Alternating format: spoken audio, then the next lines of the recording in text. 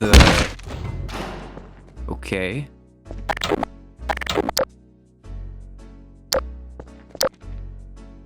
Epic GMOD content creation room, get to work. Okay, so now I'm being forced to edit and make a video in my own game. Okay, well, so be it then, I guess. Hello and good evening, everyone. That was an intro. I'm trying to keep it in line for what I did last time, so on that topic, today we're looking at more of GMOD's most popular maps, a sequel to my previous video where I went over some of the workshop's most subscribed creations, like GM Fork, GM Big City, and GM Layer, two of which I was able to get in contact with the original map makers. In that video I go over a Q&A, which I had lots of fun to work on. For this video I plan to follow the same road and note of what players are still messing around with in more modern times. So with all that being said, let's get right into the video. On the workshop there are a lot of maps which people have become familiar with, although there are still some contesters which stand out at the top. From Minecraft to the old sled build game mode, they're all vastly undocumented. First uploaded to the workshop on July 11, 2013 was a re-upload from Derpalicious Derpy. With 1.5 million subscribed users, TTT Minecraft B5, it seems after the original map creator privated the map, it was sent here for people to download. The real uploader's name is Finnyspin. He ended up publishing an older version of the map on garrysmod.org on July 9, 2011. It's odd because he has another map up for the murder game mode that he did not private, made 3 years after the Minecraft map. To contrast the two different versions, I'm going to do some side-by-side showcasing. First up is the map itself, which, unlike what you'd hope for, has nothing different at all compared to its older version.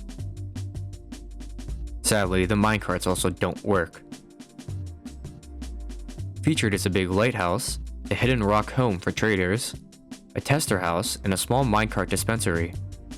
Going underground, we find an ore-filled cavern, and through the portal we find the Nether. All pretty standard Minecraft stuff.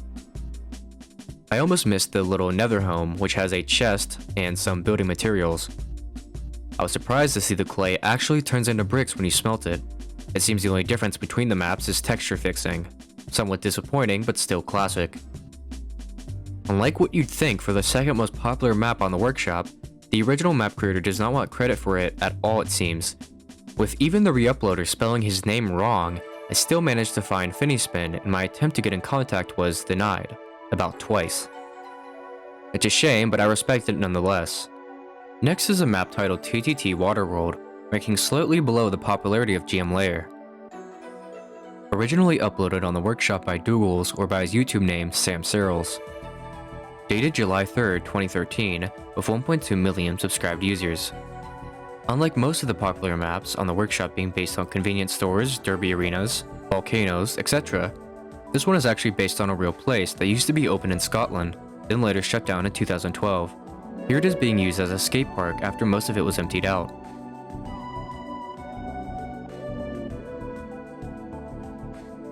In this medium-sized TTT map, we have a walk-in entrance, maintenance room, 2 big slides, changing rooms, 1 lazy river, and a small kiddie pool.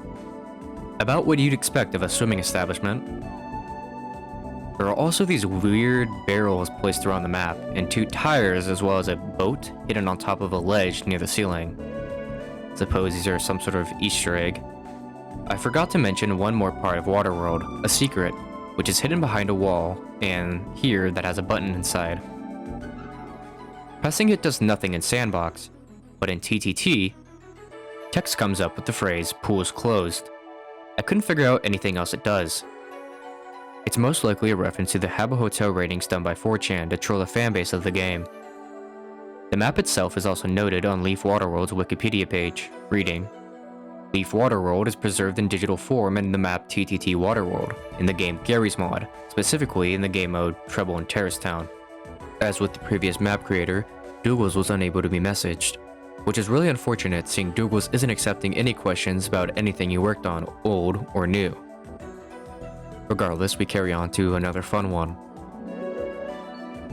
Destructible House is a map first uploaded to the workshop by Otakon on November 7, 2012 with 984k subscribers. The map showcases an entirely destructible environment meant to be all crumbled by the player. Located near the sidewalk, we have two ships, one tipped over. The house is a nice two-story home with a living room, kitchen, office, another living room, and an outdoor balcony.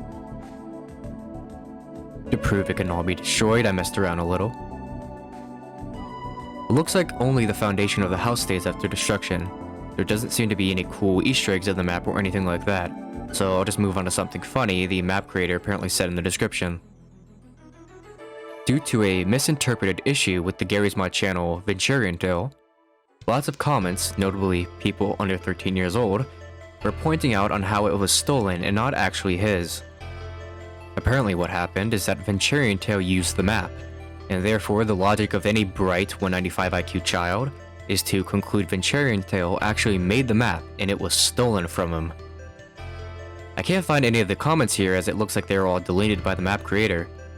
This last update seems to be anonymous as I have no idea how it was recorded back then with a different workshop system, so it's nowhere here. This is one of the maps where the developer seems actually semi-active, the last comment from Otakon being from 2021 last year at the start of January. It seems he checks up every now and then to see what people are saying about his old personal project. Because of this semi-active behavior, it seemed unlikely for an interview, so I moved on to the other maps. Cinemathetron is a map first published on January 8, 2013, with 879k subscribers, made for the Cinema game mode, which was released alongside the map on the same day. The concept of the game mode was sitting down with some friends or strangers in a public server and watch random videos, whatever anyone decided to put on. Notably, as a fun fact, this was Gary Newman's favorite game mode. The map itself is actually quite cozy. Beginning to explore, we have a lounge area near the entrance of the theater. Up front is a place to buy popcorn and drinks, presumably. Down the halls, we have multiple tunnels to open theater rooms and private rooms. The theater rooms are big and spacious, and the only sound of a fan playing is ambience. On the other hand, the private rooms feature windows to showcase the downpour of rain outside. It's very cozy when you turn off the lights.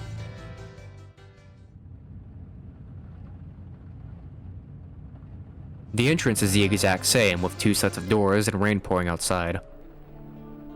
All of this is pretty normal for a theater, although one thing I didn't understand was a missing texture room under the map. The description of Cinemathetron even says it only requires Garry's Mod, and yet this place isn't fully textured for me. Searching online about this room, I couldn't find anything else either, and the outside is coated in some sort of weird white glass material. There's a ladder leading to a black space, so who knows, it may be some sort of secret, and people might yell at me for it, but honestly, I'd love to hear anyone explain this underground bit. This creator has also not reached back to me, so we will be moving on. Before we begin, I just want to say that FreeSpace 13 might be the biggest, detailed map on the workshop. I may be wrong, but I'm almost 100% certain. I thought GM Genesis was big, but that's an ant compared to this map. I'll try to go over everything as quickly as I can, because I have another longer segment after detailing the map, so hopefully we can get through this. To start at the bare basics, FreeSpace 13 was first uploaded on December 24, 2012, with 547k subscribers. FreeSpace 13 has all of its original buildings from the older original FreeSpace map it was based on.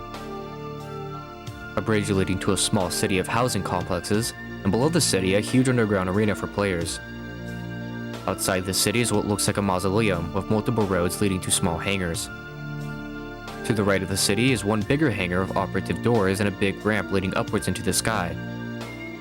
Upon seeing this, I was reminded of GM Highway and its design that I talked about in my previous mapping video. To the outer levels of the map, we see a small collection of buildings and a dock. This almost looks like a callback to the Half-Life docks throughout the game. In the background, we see large wind turbines and something I didn't even notice, a bridge with a city in the background. Like I said at the beginning, this map is jam-packed with details. There's even another underground tunnel system under the bridge to the FreeSpace city. It looks like another arena, but is focused on more narrow spaces, although it's still huge. The map creator, Freak, was one of the few who actually reached back to me. We had a very pleasant conversation, and he answered my questions regarding FreeSpace 13 and the general history of his mapping career. Not wanting to waste any more time, let's get into his response. I may cut some things to keep this video short, but I'll leave all the text on screen for pausing. I asked him his reason to start mapping on Garry's mod, and did anything inspire him to do so. He told me, around 2006 to 2007, I started playing CSS and was always fascinated by the tons of custom maps. Later I heard of Garry's Mod 9 via the old Steam mods pages. This was back when Steam only had a few hundred games on it and had that old green look. Well, GMOD 9 blew me away of all the things you could do at the time. There was nothing like this at all. I used to play on the original server of Drogenvik, the creator of the original GM Huge Flat map. And also there's tons of servers that ran the original versions of either freespace 03 or freespace 06. These were my go-to maps and servers back then. That's when I started fiddling around with the Source SDK, read forums, and watched tutorial videos on the subject of mapping. It was only about a year later on GMOD 10 when he was making a serious custom sandbox map for a clan he had, called Bob the Baumeister, or Bob the Builder. I finally released my first map onto Garry'sMod.org, which was at the time the go-to site for Gmod add-ons and maps. A year later, I then decided to do a fusion of my two favorite maps, freespace 03 and freespace 06, called freespace 09. You could still find it on Garry'sMod.org, and then he gave me a link for it.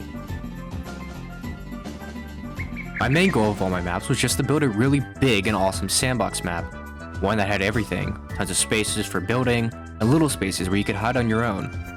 For art style, I always aimed for going after the original freespace look, or later with the more modern versions I tried to get how GM Construct looked. I asked him if he ever thought about his time spent on Garry's mod, or if he wasn't really that involved. This was an interesting question to me, as I asked the same thing to Suspiciously Awesome, and one of the interesting things he told me was that most of the time people who make these maps spend more time in the editor than they actually do in the game, so I thought it might be a bit cool to ask this. He replied to me, "Definitely, I consider Garry's Mod one of my all-time favorite games. The official playtime on my Steam page clocks in at over 2,000 hours, but that's inaccurate since I played Gmod long before Steam added that feature. Also, there is a separate playtime tracking for Source SDK, which clocks in at over 2,000 hours as well. If I would assume, I'd say I'm over 8,000 to 10,000 hours of combined true playtime of Gmod 9, Gmod 10, and the SDK. It was a great time that defined most of my life back then when I was in high school. That was from 2006 until 2012, which also by my definition was the golden time of Gmod. I'd say I'd have to agree with him there. I then asked if any of these maps helped him in any part of his life, maybe as an outlet to find creativity, or expanding to improve problem-solving skills. He replied to me that it sure did. It was a great way to escape from stress, and just in general, let out creativity. I remember drawing sketches for my maps in school, and starting up the SDK to make the sketch into reality as soon as I got home. Do you remember having any maps you decided to not release after development for any set of reasons? My first couple of maps that were mainly just for testing out and learning. I only distributed them among my friends to fool around on. Later, I also started a few maps that were meant for custom game modes. There's also a spin-off version of freespace 13 I never published that was meant for Gmod Wars. It was basically freespace 13 that featured two towns opposing each other that was connected via bridges and tunnels. Later, then in 2016, I started working on some sort of legacy project, but that never got finished as I started working full-time and also just moved out from my parents' home. Basically, life started. Looking back on the maps you've published, what do you think of them now? I still cringe every time I read some of the text of the workshop descriptions I wrote back then. But well, it's the past and it's a part of me. Of all the published maps, my favorite is still freespace 13. I just love the feeling and clean look of the map. It's also the very first map I basically studied all tricks and things you need to know for source engine mapping, optimizations, and proper use of hint, skip, and area portals. My least favorite is likely freespace Revolution, although it's my very first map that didn't use any decompiled assets. I did all my buildings from scratch to mimic the look of the original freespace 06 buildings. freespace 09 did not use decompiled buildings. That map still had too many problems that only surfaced afterwards. Did you ever think your uploads would become some of the most subscribed maps on the workshop? No, really, though my aim was always to create maps of a very high quality and a very vanilla look. I never thought they would mature into what most of the comments under the submission say, classic maps. I still don't see them as that, but then again, it's been 10 years since then. How long would you estimate each map took during development? In general, I worked on them in intervals. There were weeks on weeks where I worked on them every single day, and sometimes I just paused for a month. The freespace maps usually took 2 to 3 months, Then there's also the second G Cinema lobby map, which took over a year. That includes making custom assets, textures, porting models, and generally planning with the G Cinema team. Why the interest in freespace? They are simply my favorite type of sandbox maps. I always loved FreeSpace 03 and FreeSpace 06. They were maps that were there from the beginning of GMOD. I never found contact to the original mapper and just wanted to continue his legacy, since there are never more maps from him. With all this information, I really want to give a big thank you to Freak on a Leash, and if you haven't tried his FreeSpace map, I urge you to do so. He was very friendly and gave me lots of information, which made this segment much more enjoyable. If you're big into open spaces and exploring, I definitely recommend giving his workshop page a glance. Moving on, joining the ranks is GM Northwest Airfield by Dumalogist, the same creator of GM Lunar Base. It's a recreation of the Northwest Airfield from Chernarus, a fictional location made up for the video game DayZ. It's pretty accurate, putting aside size limits, and covers a lot of land. In this Garry's Mod recreation, we have multiple barracks featured, a training ground, a main barracks building, a radio station, multiple hangars, and more of the same things on the other side. In the middle we have our runway, which extends for 800 meters, the limit of the map engine. GM Northwest Airfield was uploaded July 5th, 2013, with a total of 635k subscribers. It was last updated August 21st, 2015, following sound fix changes. This seems to be the only version of the map, so I have not much else to cover, but thankfully, like Freak on a Leash, I had a similar interview with the map creator Dumalogist, where I asked some of the same questions. I am also very thankful for that conversation we had. I'll show the contents here. This interview is a lot shorter. What was your reasoning to start mapping on Garry's Mod, and did anything inspire you to do so? I was inspired by the modding community of games before Garry's Mod, most notably by the creativity coming out of the community surrounding Jedi Academy, and by the talented development happening in custom maps for Counter-Strike. I was drawn to Garry's Mod because of the source engine. It served as a great platform for young developers to push the boundaries and redefine the landscape of game development. Jedi Academy, for those who aren't aware, is a Star Wars game published in late 2003. Do you ever think about your time spent on Garry's Mod, or were you not really that involved? I spent most of my time using Garry's Mod as a platform for level design, but I also have very memorable multiplayer sessions of programming destructible vehicles and robots to fight each other. Has working on these maps helped you in any part of your life? The thought never crossed my mind that this could have been a lasting impact to my life, but then looking back at it, it has been a really positive experience. Do you remember having any maps you decided not to release after development for any set of reasons? Too many. I was very young when I started, and the first 400 maps I made, emphasis on 400, I made were proof of concept prototypes of just a few elements, loosely tied together just so I could learn how the systems worked. The few maps I've published have had a high level of polish required for me to release them. In fact, Northwest Airfield was never meant to be a public release, but my friends loved it so much I decided to release it. Looking back on the maps you've published, what do you think of them now? When I see Northwest Airfield, I have memories of setting up base battles in multiplayer games. In contrast, when I look back at Lunar Base, I remember the excitement of designing and creating a sci-fi themed level for the first time. Sci-fi is still one of my favorite themes to work with, and I have developed a better understanding of the design language since then. Did you ever think your uploads would become some of the most subscribed maps on the workshop? It wasn't a surprise back then when the workshop had less submissions, but over the years there has been such an accumulation of incredible talent on the workshop that it has made it quite an honor to still be recognized. How long would you estimate each map took during development? Which map are you most proud of? I am proud of all the ones I've published, whether they took a few days or a few months.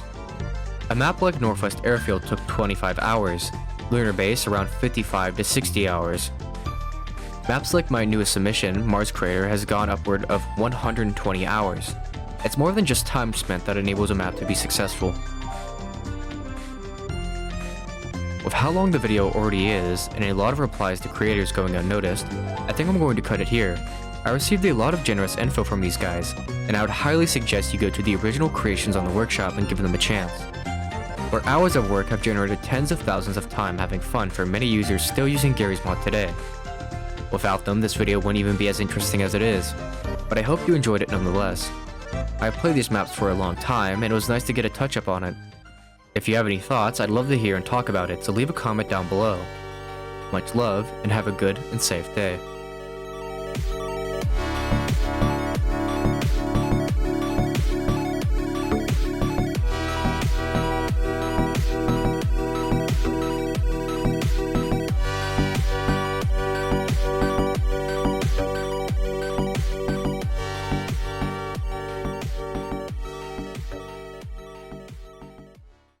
The concept of the game mode was sitting down with some...